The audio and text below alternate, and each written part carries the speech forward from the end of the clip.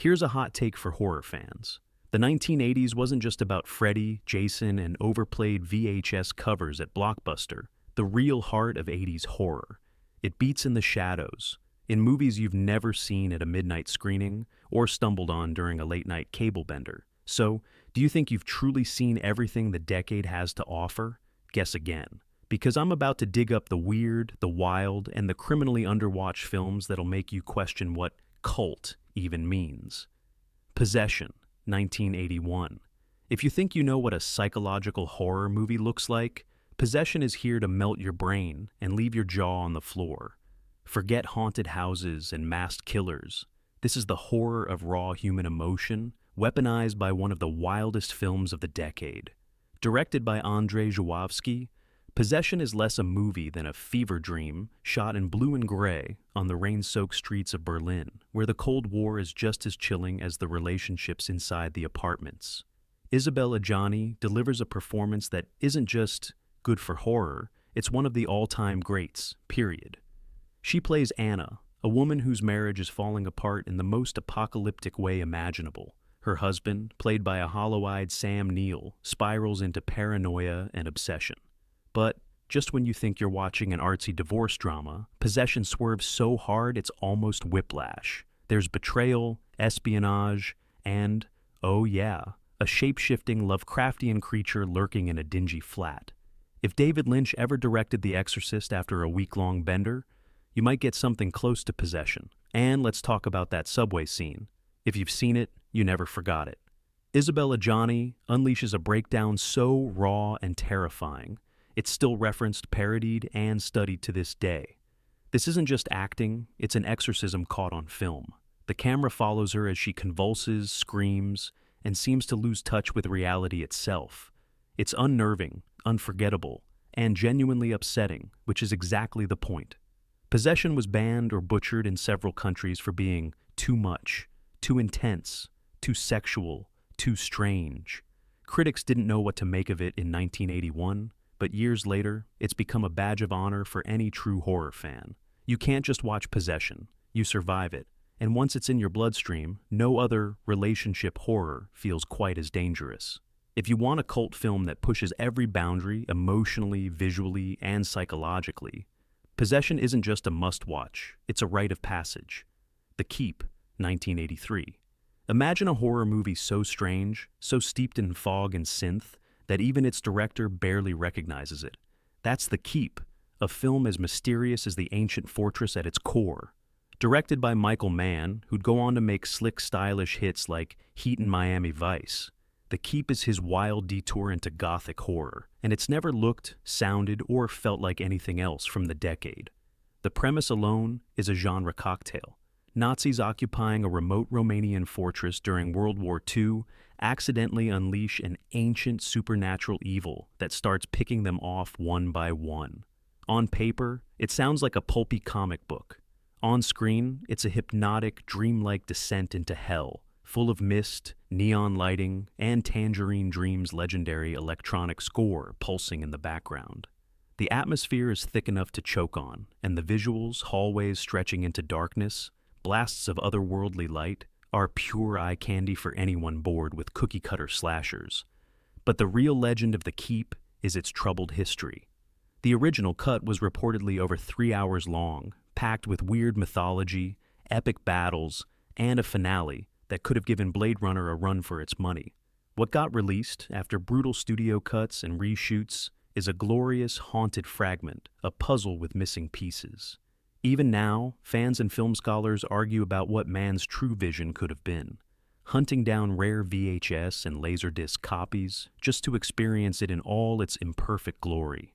And yet, for all its flaws, maybe because of them, The Keep sticks with you. Scott Glenn, Ian McKellen, and Gabriel Byrne bring unexpected gravitas to the cast, playing priests, soldiers, and supernatural guardians with stone-faced commitment. There are moments of genuine terror, sudden bursts of violence, and a vibe that's equal parts surreal nightmare and prog rock album cover. You won't get everything on a first watch or a fifth, but that's part of the pull. If you like your horror rare, atmospheric, and just a little bit broken, The Keep is the cult artifact you've been waiting for. It's a film lost to time and studio meddling, but every time someone rediscovers it, the legend grows. In the kingdom of 80s lost cult movies, The Keep is pure, haunted treasure. Angst, 1983.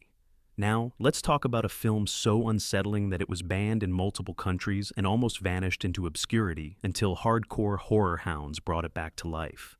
Angst isn't a fun horror movie. It's not campy, and it doesn't come with a wink and a nod. This is pure clinical terror, ripped straight from the darkest corners of Austria, and it'll have you glancing over your shoulder for days. Directed by Gerald Cargill, Angst isn't about jump scares or supernatural beasts. Instead, it throws you headfirst into the mind of a psychotic killer on the day he's released from prison. You see everything through his eyes, literally thanks to a groundbreaking use of POV camera rigs that stick closer than your own shadow. The camera swoops, spins, and spirals with a kind of manic energy that matches the killer's own pulse. Paired with a nightmarish score by Klaus Schulze of Tangerine Dream fame, it creates a relentless sense of anxiety that never lets up. There's barely a plot, just the pure experience of violence and madness drawn from real-life cases. The killer's narration is disturbingly cold, almost documentary-like. He isn't a monster in the traditional sense. He's more frightening because he's human, pathetic, and horrifyingly believable. There's no relief, no comic relief, no safe place to hide. Angst is a descent into evil so raw and direct that even the most seasoned horror fans have to take a breath after it's over. But here's the twist. Angst's influence is everywhere. It inspired a generation of filmmakers, most notably Gaspar Noé. Enter the Void, Irreversible, who cites it as a direct inspiration. For decades, it was nearly impossible to find, censored, ignored, and whispered about. Now, with restored editions and word-of-mouth legend, it's finally being recognized as the bone-chilling classic it always was. If you want to watch a film that grabs your nerves and doesn't let go, Angst is essential. Just be warned, it's not for the faint of heart or the casual fan. This is horror with all the safety rails ripped out. The Hunger, 1983. Glamorous, seductive, and icy as a martini left out in the moonlight. The Hunger is the vampire film that bites through the jugular of 80s style and leaves you dizzy with its aftertaste. Forget the capes, coffins, and old-world castles. This is pure, unfiltered high-fashion horror, with a cast so cool you'd almost believe they were undead off-screen. Directed by Tony Scott, before Top Gun, before the action blockbusters, The Hunger starts with one of the boldest openings of any horror film. Bauhaus's Bela Lugosi's Dead thunders as David Bowie and Catherine Deneuve, looking like the king and queen of the undead nightclub, prowl through neon-lit, gothic chic New York. They're not your grandmother's vampires. Bowie plays John, doomed to age rapidly despite centuries of youth, while Deneuve's Miriam is the true eternal, preying on lovers and discarding them when they run out of time. Enter Susan Sarandon as a scientist who gets tangled up in their web. And what you get isn't just a love triangle, it's a love spiral, swirling through addiction, immortality, and all the most beautiful kinds of pain. The film is almost hallucinogenic in style, gauzy curtains, blood on lips, sunbeams through stained glass. It's as much about the loneliness of living forever as the hunger itself. Critics didn't get it in 1983, too slow, too artsy, too obsessed with looking good.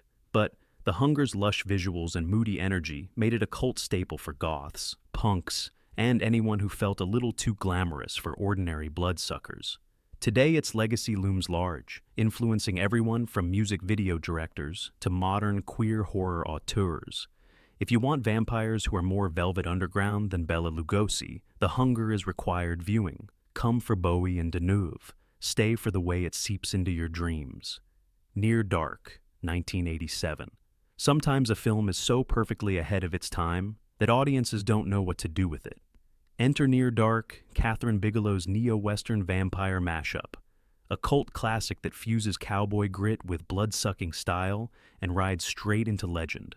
Forget everything you know about Twilight or Anne Rice. Near Dark is down and dirty, dust-blown Americana, soaked in synth and hemoglobin. The setup is simple, but the execution is electric. Caleb, a small-town farm boy, falls for the mysterious May, only to discover her family is a roving band of vampires led by Lance Henriksen's chilling Jesse and the scene-stealing Bill Paxton as Severin, a sadistic wild card with a death wish. These vampires don't lurk in mansions. They cruise the highways in stolen RVs, sleep in motels by day, and wreak havoc in neon-lit bars by night. There's no ancient European lore here, just survival, violence, and a family that's more Charles Manson than Dracula. The film's mood is pure blue-collar horror. Everything is sticky, hot, and raw. The iconic bar massacre sequence alone is worth the price of admission. Paxton's cackling, blood-drenched performance is legendary. Bigelow, years before making Oscar history, directs with a fierce visual style that blends hard-edged realism with dreamy Americana, all wrapped in Tangerine Dream's shimmering soundtrack. Near Dark bombed at the box office, lost in the shadow of The Lost Boys. But over time, it's become the secret handshake among horror fans. It's referenced, quoted, and endlessly rewatched, not just for the carnage, but for its genuine, twisted heart. The chemistry between Caleb and May is tragic and sweet, and the film's finale manages the impossible. Hope without cheating the horror. If you want your vampires dangerous, dirty, and entirely unlike anything else, Near Dark is your midnight ride. Trust me, this is one you'll want to revisit. Windows down, fangs out, synths blaring into the desert night. Demons, 1985. Demons isn't just a movie, it's an Italian horror roller coaster that feels like being locked inside a haunted house with the doors welded shut and the soundtrack set to 11. Imagine this. You're at a free movie screening in a creepy, neon-lit theater. Everyone's stoked for a night of gory fun until the blood starts spraying for real and the line between audience and screen melts away. That's Demons, courtesy of director Lamberto Bava and horror maestro Dario Argento, and it's one of the wildest cult rides of the decade. The premise is gloriously meta before meta was cool. A cursed movie turns its viewers into rampaging, pustule-dripping demons. As the infected attack, survivors are picked off one by one, and the theater itself becomes a labyrinth of terror. Every escape attempt feels futile. The infected mutate into gnashing, snarling monsters, tearing through flesh with abandon. It's a pure adrenaline rush, at once funny, gnarly, and relentless, with practical effects so gooey you'll swear you smell latex and fake blood through your TV. What really gives Demons its bite is how it goes for broke on style. The music, pure 80s synth and metal, with tracks from Billy Idol and Mötley Crüe pounding as chaos erupts. The camera zooms, pans, and swings through carnage, trapping you in the action. The film delights in excess, chainsaw fights in the balcony, motorcycles screaming down the aisles, and a final act that just keeps escalating. It's trashy, it's stylish, it's everything you want from a midnight movie. For years, Demons was a rite of passage for horror fans on both sides of the Atlantic. It spawned a string of increasingly bonkers sequels, and inspired countless cursed media horror riffs, from The Ring to the Scream franchise. Even now, it's a party movie, best watched with friends, lights off, volume up, and all disbelief gleefully suspended. In short, Demons is essential for anyone who loves their horror unhinged, self-aware, and soaked in fluorescent blood. Step into the theater, just don't expect to come out the same. The Stuff, 1985. Leave it to Larry Cohen, king of B-movie satire, to make a horror flick about a killer dessert that's both hilarious and weirdly relevant. The Stuff is what happens when consumer culture, body horror, and pitch-black humor collide in one gooey, irresistible package. If you've ever been suspicious of what's in your snack food, or found yourself powerless against a midnight craving, this one's for you. The setup. A white, creamy substance bubbles up from the earth, and soon, it's being sold in grocery stores across America as the hottest new dessert. People can't get enough. It's more addictive than ice cream and has 0 calories, red flag. But, of course, there's a dark secret. The Stuff is alive, and it wants more than your sweet tooth. Once you've tasted it, you're hooked, and not in a good way. Enter Michael Moriarty as Mo Rutherford, an ex-FBI agent with a folksy southern drawl and a nose for conspiracies. Mo teams up with a child survivor and a tough-as-nails ad exec to uncover the corporate evil behind the creamy menace. As the stuff oozes out of fridges, sinks, and even people, Cohen loads the script with biting satire about advertising, greed, and how easily we swallow what we're sold, literally. The practical effects are gloriously gross, with the stuff bursting out of mouths and exploding heads like some nightmare Dairy Queen special. The film's tone is all over the place, in the best way possible. It's part horror, part comedy, part consumerist takedown, and all cult charm. Cohen's love of quirky side characters and oddball dialogue shines throughout, making the whole thing feel like a fever dream version of 80s America. Though it never hit mainstream success, the stuff built a loyal following among horror nerds and midnight movie junkies. It's referenced in everything from Stranger Things to punk zines, a testament to its sticky legacy. If you like your horror with a side of satire, and you're not afraid of what's lurking in your fridge, this is one cult gem you'll savor. Night of the Creeps, 1986.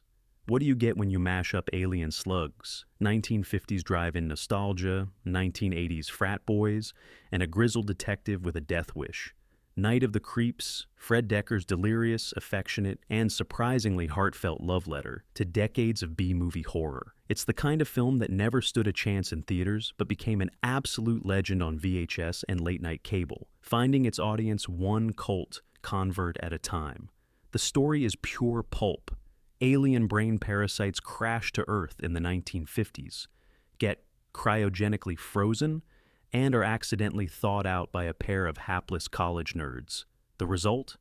A zombie outbreak on campus, with slugs slithering into mouths and the dead rising in tuxedos for the big formal. All hell breaks loose, and suddenly everyone's fighting for their lives while wisecracking and riffing on the classic horror tropes. Tom Atkins steals the show as Detective Ray Cameron, a burnout cop haunted by his past and armed with a catchphrase, "Thrill me," that should be etched in horror history.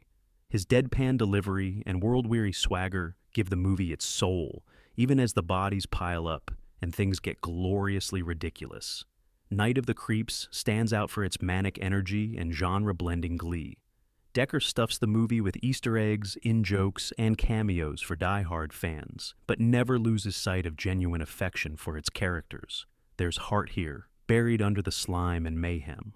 The friendship between the nerdy leads is earnest, the romantic subplot actually works, and the final showdown manages to be both hilarious and genuinely suspenseful.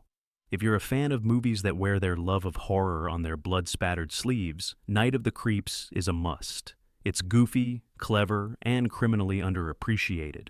A cult classic that rewards repeat viewing. Press play, thrill me, and let the alien slugfest begin. Paper House, 1988. If you ever wanted proof that horror could be lyrical, dreamlike, and devastatingly emotional, look no further than Paper House, a British gem that's equal parts fantasy, nightmare, and coming-of-age drama. Directed by Bernard Rose, Paper House slipped under the radar in a decade dominated by slashers, but those who found it never forgot its haunting spell. The story centers on Anna, a lonely, sickly girl who discovers that whatever she draws in her sketchbook becomes real in her fever dreams. What starts as a game quickly turns dark. The house she sketches is cold and empty, and the boy she imagines, Mark, is trapped inside, desperate for help. But the real world is seeping in, and so are the shadows. Anna's family troubles, her illness, and her fears all become monsters in her ever-shifting dreamscape. What sets Paper House apart is its mood, atmospheric, poetic, and quietly terrifying. There are no jump scares, just a slow-building sense of dread that wraps around you like fog. The visuals are gorgeously surreal, with set designs that look like a child's sketch brought to life, windows that gape like wounds, doors that open into darkness, and a faceless, limping menace stalking the halls. It's the stuff of childhood fears and wonder mixed in equal measure. Rose balances fantasy and horror so gracefully that the lines blur. The film is deeply empathetic toward its young characters, and the pain, confusion, and hope of growing up are all there, sharper and more profound than in a dozen louder films. Paper House wasn't a hit on release, but its reputation has only grown, especially among filmmakers and horror fans hungry for something different. If you're tired of the same old scares and want horror that gets under your skin in quiet, lingering ways, Paper House is waiting. Don't be surprised if it slips into your dreams long after the credits roll. The Gate, 1987. In the world of 80s horror, The Gate is proof that sometimes the creepiest things can crawl right out of your own backyard and bring hell with them. This Canadian sleeper hit turned every suburban kid's worst fear into a pint-sized, special effects-driven nightmare that's as fun now as it was on late-night cable marathons. The premise? Two best friends, Glenn and Terry, accidentally open a portal to hell in Glenn's backyard after digging up a mysterious geode. Cue a tidal wave of stop-motion demons, miniature monsters, and unspeakable weirdness. What makes The Gate unforgettable isn't just the plot, though who doesn't love the idea of tiny monsters running amok while the parents are away, but the way it taps into genuine childhood anxieties, fear of being home alone, the strange things grown-ups don't understand, and the terror of accidentally unleashing something you can't control. The Gate nails all of it with surprising heart. Director Tibor Takacs turns a modest budget into a wild, practical effects showcase. The effects are legendary: pint-sized goblins, melting hands, walls that swallow you whole, and one sequence involving an eyeball in a palm that'll haunt your dreams. The kids are likable and believable, especially a young Stephen Dorff in his first starring role. Their banter, bravery, and panic feel utterly real. What's wild is how The Gate gets away with being both kid-friendly and absolutely terrifying. It's a movie that dared to scare the heck out of younger audiences without ever talking down to them. That balancing act is why it's survived, loved by both the kids who rented it and the adults who now revisit it for a dose of nostalgic chills. If you ever stared into the dark corners of your room, sure you saw something move, The Gate will take you right back. And you'll never look at your backyard the same way again. Society, 1989. If you've ever suspected that the rich really do live in another world, Society is the body horror fever dream that proves it. And then some. Brian Yuzna's cult classic is pure, undiluted late 80s excess, a grotesque satire of Beverly Hills, privilege, and the kind of secret parties you really don't want an invite to. On the surface, Society starts like any other rich kid in peril movie. Bill Whitney seems to have it all: money, popularity, a beautiful girlfriend, and a mansion in LA's most exclusive neighborhood. But something's off. His family and friends act just a little too perfect. Paranoia sets in, and Bill's nightmares get weirder. Are they gaslighting him? Or is he truly onto something sinister? Here's where Society cranks the dial from weird to what the hell. The last act unleashes one of the most infamous, jaw-dropping finales in horror history, the shunting. It's a fleshy, surreal orgy of special effects, where the town's elite literally merge together in a nightmarish display of privilege feeding on the poor. Screaming Mad George's makeup work is so creative and outrageous. It's like a Salvador Dali painting come to life, with a side of slime. For years, Society was an underground favorite, whispered about by gore hounds and midnight movie fans. Its message hits even harder now, in the age of conspiracy theories and income gaps. The film is both a blast of grotesque comedy and a pitch-black warning. In Beverly Hills, you really are what you eat. Yuzna's direction is sharp, the performances are knowingly campy, and the whole film pulses with Reagan-era satire. If you think you've seen every shock the 80s can throw at you, Society is here to raise the bar, and probably your eyebrows. Watch it with friends and prepare for the ultimate "did I really just see that?" moment. Dead and Buried, 1981. Before The Walking Dead, and before zombies became cool again, there was Dead and Buried, a moody, fog-shrouded cult favorite that manages to turn a sleepy coastal town into one of the creepiest places in horror. Directed by Gary Sherman and written by Alien's Dan O'Bannon, this is the kind of film that pulls you in with a slow burn and leaves you cold with dread.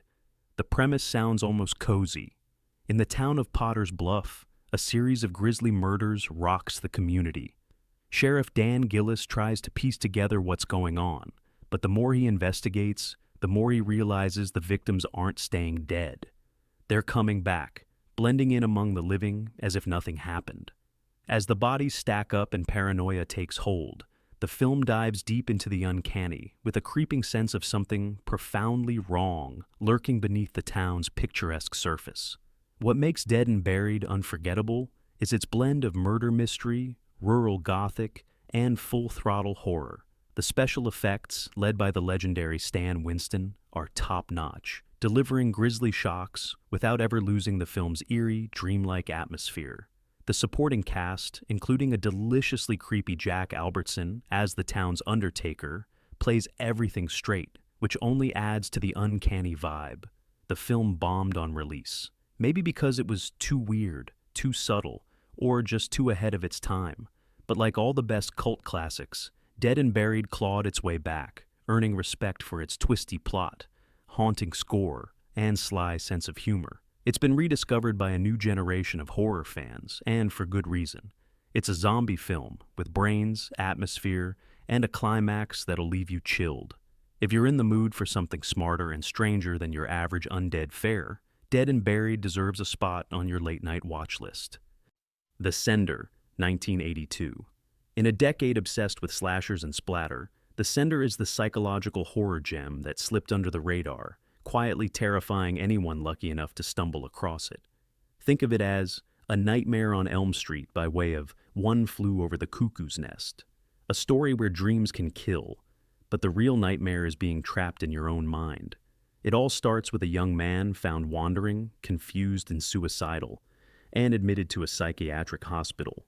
The doctors call him John Doe number 83, and it's clear from the start that something isn't right. Soon the medical staff begins experiencing horrifying hallucinations, visions of violence, terror, and their deepest fears triggered by their mysterious patient. The catch? These visions are somehow being sent directly from his subconscious into their reality.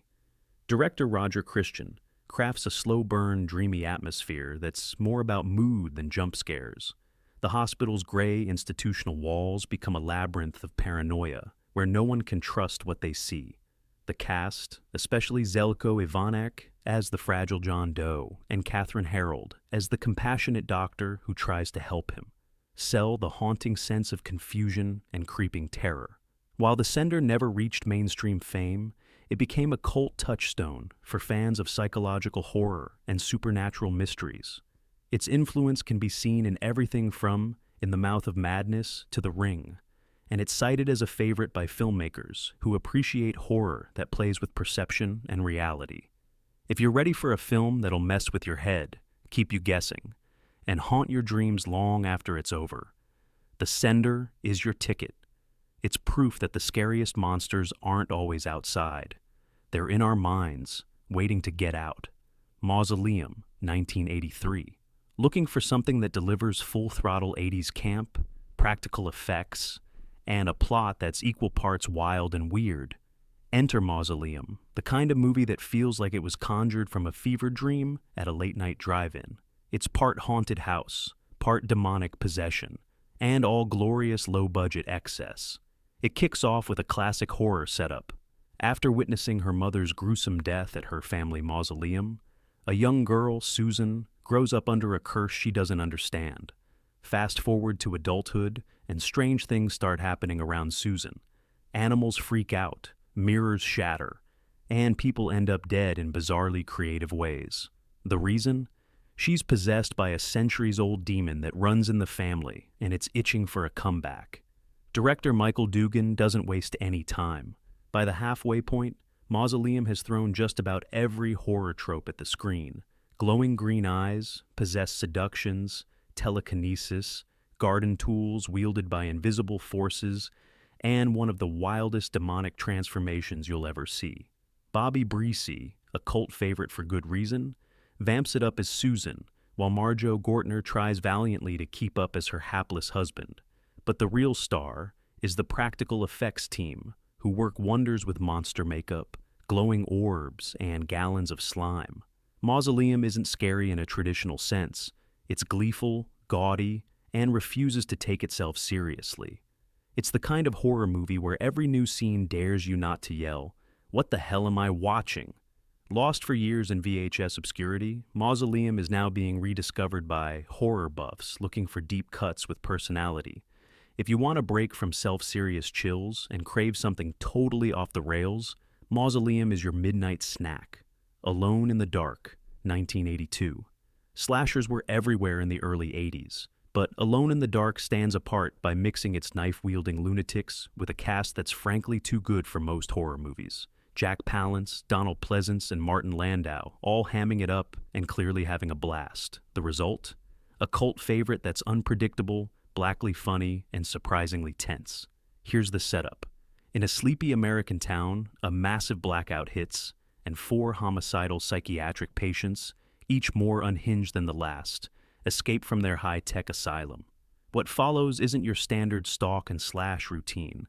Instead, the movie turns into a cat-and-mouse siege, as the maniacs target the new psychiatrist and his family, convinced he murdered their beloved former doctor. What really makes Alone in the Dark sing is the way it walks a razor's edge between terror and pitch-black humor. Palance is all twitchy menace. Landau is gleefully unhinged, and Pleasance brings a kind of oddball warmth as the well-meaning heads shrink. The home invasion scenes are brutal, but always spiked with bizarre little character moments. A punk rock babysitter, a mailman who's had enough, and dialogue that zings with wit. Director Jack Shoulder, later of The Hidden in a Nightmare on Elm Street 2, keeps the pace tight and the suspense high. There are moments of real nastiness. This was the video nasty era, after all. But it's never dour or mean-spirited. The film manages to be both a critique and a love letter to the slasher genre, poking fun at conventions while ramping up the stakes. Alone in the Dark didn't break box office records, but it's been steadily gaining fans over the years, thanks to its unique energy, wild performances, and willingness to go for broke. If you want a slasher that feels like it escaped from a madhouse in the best way, Alone in the Dark is your new late-night obsession. So, still think you've seen everything the 80s had to offer? These lost cult films prove the decade's weirdest, wildest nightmares are still out there, waiting for brave souls to rediscover them. Which one will you hunt down first? Drop your favorites or hidden gems we missed in the comments below, subscribe for more deep dive horror, and share this list with your fellow midnight movie fiends. Until next time, keep your eyes open. Cult classics never die, they just go underground.